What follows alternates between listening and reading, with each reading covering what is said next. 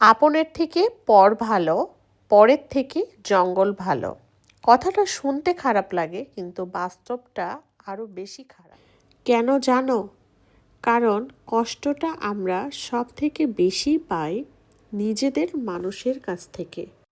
যাদের জন্য মন খুলে দিই, যাদের জন্য নিজের সবটুকু উজাড় করে দিই, পরতপক্ষে আঘাতটা সেখান থেকেই আসে।